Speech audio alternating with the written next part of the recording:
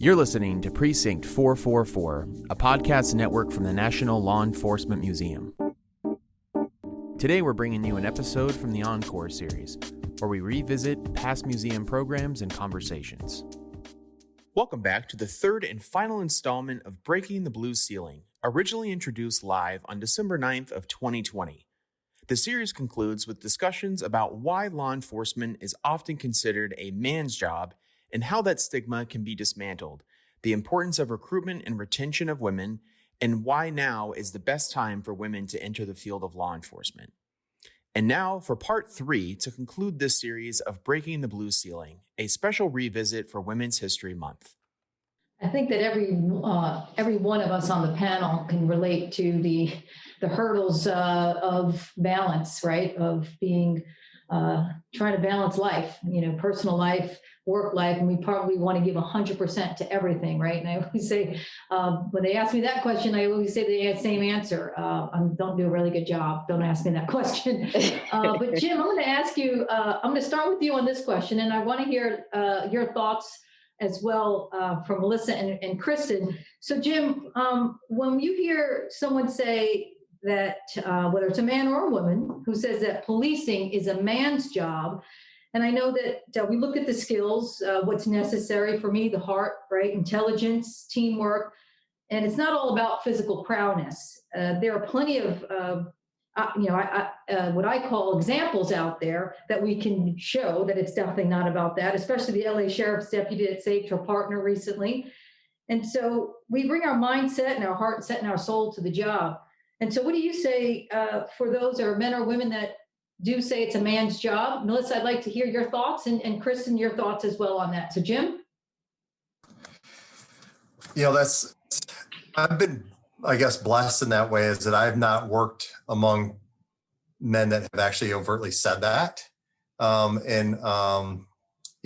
think I know there's that mentality out there. And a lot of times, like, the physical aspect of any law enforcement job, quite frankly, should be something that is a last resort. And if you handle yourself and do the right thing, hopefully you can talk yourself and talk the situation out of having to use, your physical strength to resolve a situation. But I did not grow up in organizations that really felt that way. The hurdles that we saw and what was keeping and believe me, I'm sure there's those unconscious biases as well as overt biases along the way. I'm not saying it wasn't there. It wasn't expressed to me in that way. The hurdles I saw that was keeping the number of women in law enforcement down was a cookie cutter approach to kind of how we the policies that we had, the leave policies that have, and more of the expectation is that a one size fits all that did not accommodate the personal situations that many women may go through, like pregnancy. It's not a one size fits all. Guess what? News break, men do not have babies. They don't get pregnant and carry a child. They do not have the potential health issues that arise that may cause them to have to go off duty even earlier because they have, blood pressure issues or whatever. They need to be better. And they don't have all those challenges, but yet our approach over the years has been a kind of a one size fits all approach to expectations and empathy to a situation. And so those are the things that I really kind of struggled with. And I look at in law enforcement, local, federal, you're probably going to spend and have that officer or agent for 25 years of their lives on the average, right? Maybe even longer. So why not try to come up with policies that can accommodate them during their times of life, which it will happen? Why not come up with policies that will embrace them and can keep them in the workforces rather than making that hard decision? And that's something I think that if you're able to do that, otherwise what happens, and I experience it, they get to the point where they're pregnant and they're making a decision because they don't feel that they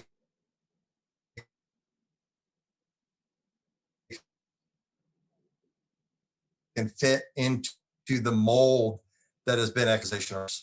So what do? You go back, you spend 8 months recruiting somebody, you spend them through the academy for 6 months, then you train them up for another year on the job, and you've lost 2 or 3 years as it is. So, it would be a lot more efficient. Matter of fact, I've seen people go off on working part-time. They're just as effective. A lot of people that we have on the first working full-time. So coming up with ways that I think accommodate people during their journey in life, you'll end up with more dedication and loyalty to the organization because you've stood by them and they'll stand by you. And that goes for any gender, but also they won't be having to make those key decisions of, do I stay or leave because of motherhood, which is unique to every law enforcement officer.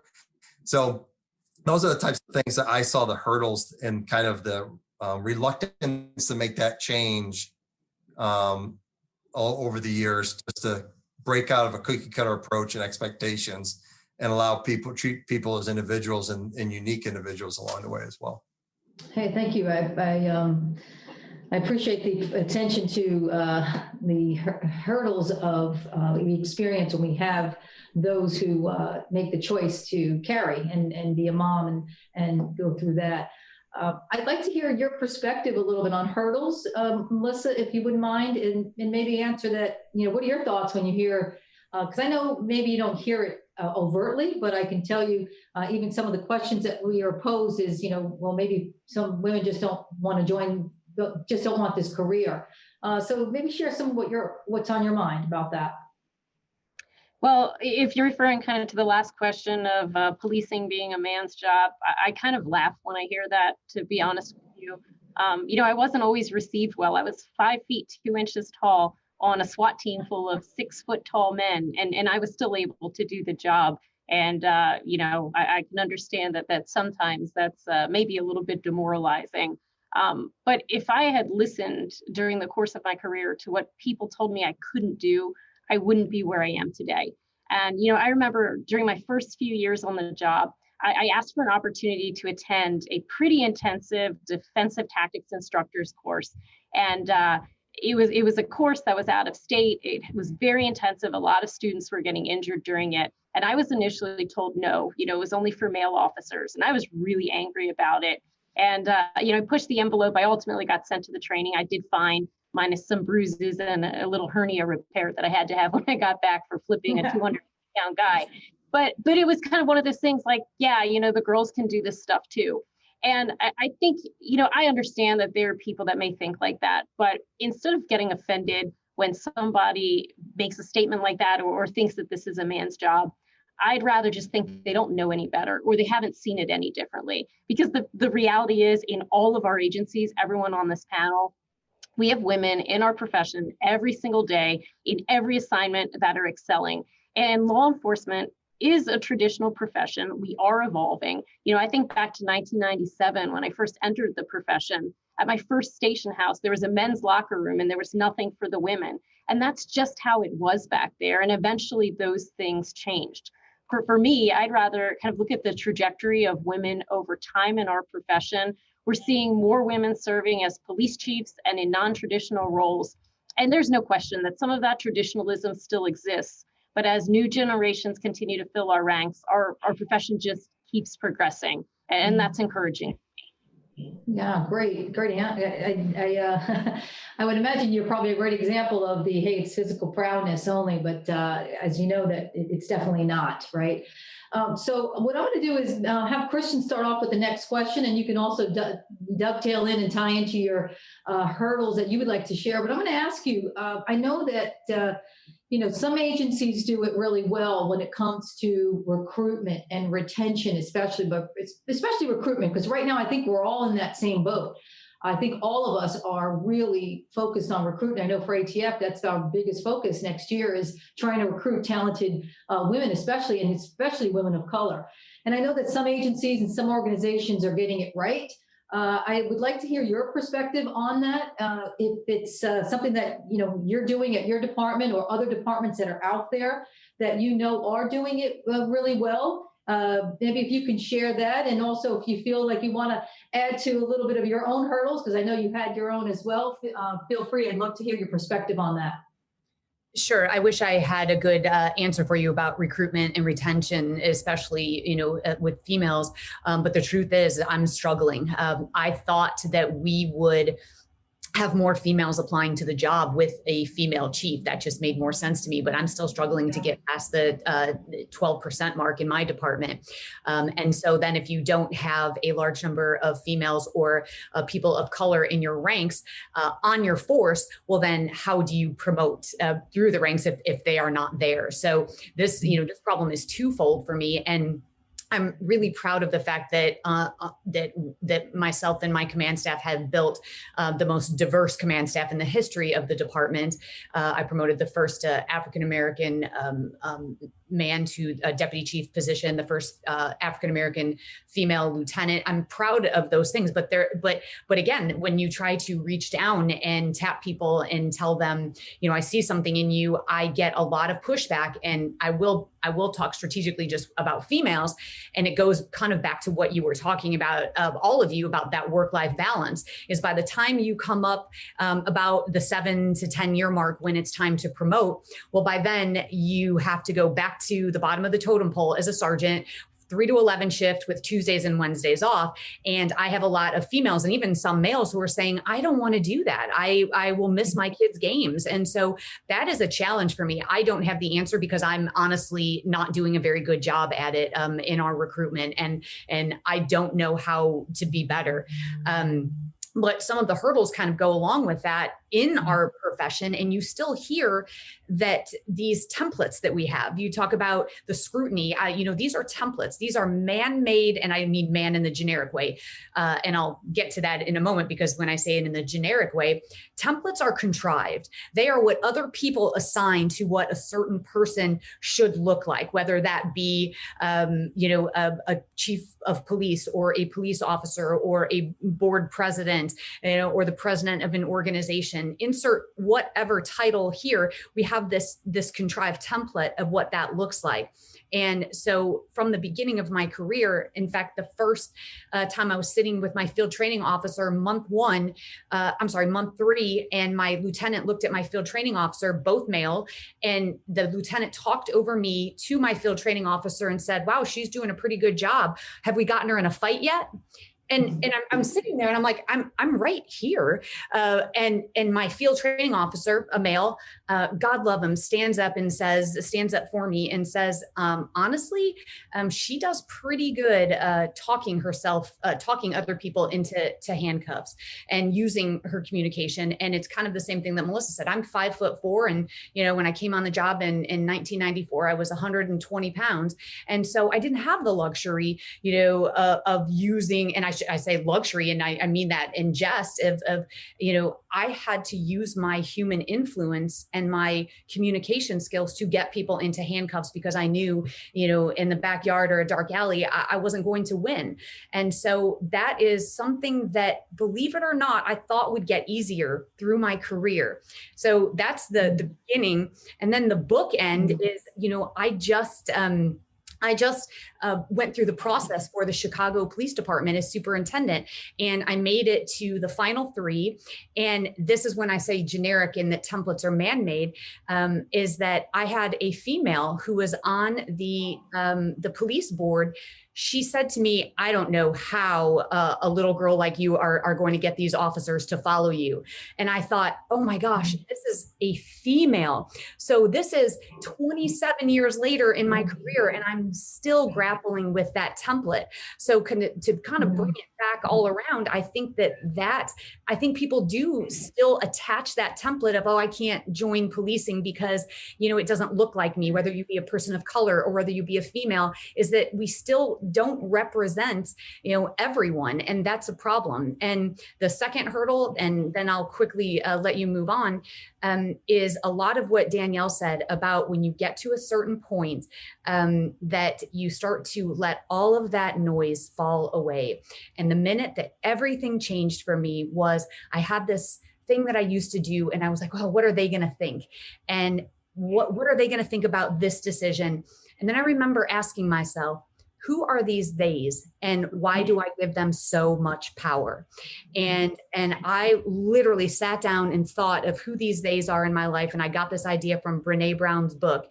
And I wrote down who the theys are. And they are the people who hold me accountable. They are the people who call me on my BS, but they are the people who care about my well-being. Those are my theys. And I know if I'm doing the right thing for the right reasons at the right time, and I'm good with my theys, what a peace that comes over me is that then I'm good. So I will leave it with that. And just to say that template about women in policing are what feed exactly what Commissioner Outlaw went through.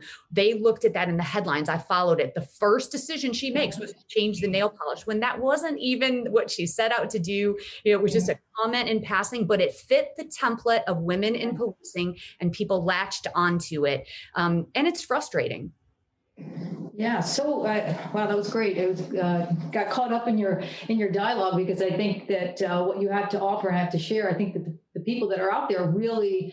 That's what they want to hear. They want to hear that. And I know maybe we don't have all the answers when it comes to recruitment or how do we recruit. I know for us, it's a challenge. We have hovered over that 11, 12%. But, I would say if it's not someone like myself that's leading an agency, then who best to tackle this problem? So we are getting a little higher. I've just hit 15. Pretty proud of that. But again, not a lot of women want to work explosives and firearm cases. But Linda, I would love to hear a little bit, especially with women of color in particular. You have a national view, and that is something that I think that, perhaps you can give us some guidance or advice, or maybe there's some others that are out there on this recruitment issue that we're all having across the country. And I know it's civil unrest at times, and we have such issues that we're wrestling with, the fairness of the criminal justice system and all the things that we hear in the narrative that's out there. And, is it the best time to be a police officer? And I always say it's the absolute best time to be a police officer. And I try to, instill that at the academy. So Linda, I'd love for you to answer that question. And Melissa, if you could answer that as well next. So even sitting as the president of Noble, regardless of the organization, there's a common thread with all of it. Recruitment has to be intentional. It's not something that just happens. You have to be purposeful, and you have to make a person feel good and coming into. Once I get into that organization, I still shouldn't be judged just because I'm a woman and I'm a Black woman. But again, we have to make the playing field level that, okay, now that I'm here, and now it's on me to know my job and to know my job well. And that's what I'm being evaluated. I just happen to be Linda Williams. I'm a special agent, and that's what I'm going to be judged on. So as we said, we have to prepare ourselves to know that if we're going to be there, we have to be better than our other colleagues, because we're judged by a different measurement. And one thing to it, even as you align yourself, you still have to be authentic to who you are, to what you bring to the table, your skill set. And, we all are created uniquely different, but those are the things that make us valuable. So never to sell that. So what I have intentionally tried to do as an executive in the Secret Service is to make the playing field better and an easier transition for Black and brown girls and people to come into this organization. One quick thing, as I would go throughout the country, speaking to all age groups from elementary school to civic groups and colleges. I had a little girl that came up to me and she said, wow, Special Agent Linda Williams, I didn't know I could be that. And you know what? And that's what it's about, that you can inspire somebody, that you can show them. And that's what we have to do in our roles as management and executives, to let other people know that, we give you ownership, that you are part of this and not just there to occupy a space. Linda with a Y, remembering that. Melissa, if you could just, recruitment practices, maybe you're doing something, maybe you're getting it right, your department.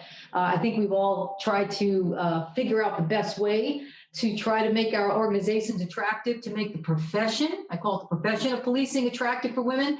Could you just maybe give us just a bottom line up front on your organization of maybe doing it right? Well, we're struggling like everybody else is. We are absolutely above the national average, but I think myself and all of my colleagues, we're all struggling right now with recruiting. But our goal in Baltimore County is really to increase female representation across the ranks. And when I started in my position 1.5 years ago, I was actually the only female on our entire command staff, so that's captains and above. And through a series of promotions of qualified, talented women, once we do another promotion over the next couple of weeks to another captain, we'll have moved to 8.5% of our command staff being female. And I know that doesn't sound like a lot, but in a year and a half, it's progress. And this year with our captain's test, a third of the people that were tested were women. So it's progress. We still have a lot of work to do, just like everyone else, but we're moving in the right direction. I'm proud of some of the professional staff that we have appointed, women director of public affairs, my director of human resources, my diversity, equity, and inclusion director, my director of analytics. And one of the things that my public affairs director really focuses on is making sure that we put out visions to the public of how much we value the women in our agency. I want young women to see our female officers in positions across the department, whether it's K-9, patrol, investigative units, anything in between, all the way up to my level. And just like Linda said, I want them to be able to envision themselves in these positions. We also brought together a group of volunteers, and we brought them together to be able to create coaching for people that are looking to get promoted or apply for specialized units. And while it's open to the entire organization, we also know that there are some officers that aren't linked to a group or don't have an in, and a lot of times there are female and minority officers, and we want them all to have the same advantages and tools to be able to prepare themselves for promotions and things like that. And we want to make it a level playing field. So those are some of the things that we're doing, and we still have a lot of work to do.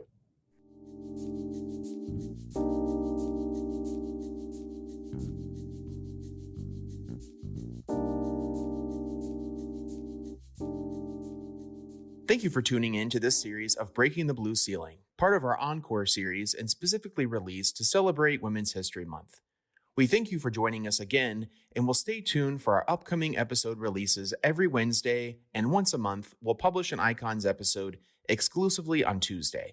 We hope you learned something from this episode of Encore, and will join us again next time for another edition of Encore, where we revisit past museum programs and conversations. For more information on this program, follow the link in the episode description. A special thanks to all of you for listening to this episode of Encore, a series from the Precinct 444 podcast network by the National Law Enforcement Museum. Please subscribe to Precinct 444 on your favorite podcasting platform to stay connected and to receive our latest content as soon as it drops. We would love to hear from you. Send in your questions, comments, and feedback to precinct444@nleomf.org. You can help us make our content even better. The National Law Enforcement Museum is located at 444 East Street Northwest in Washington, D.C., and is dedicated to telling the story of American law enforcement. We expand and enrich the relationship between law enforcement and the community through educational journeys, immersive exhibitions, and insightful programs. Find us online at lawenforcementmuseum.org and stay tuned for more podcast content from Precinct 444. Until next time, stay safe. We'll see you at the Precinct.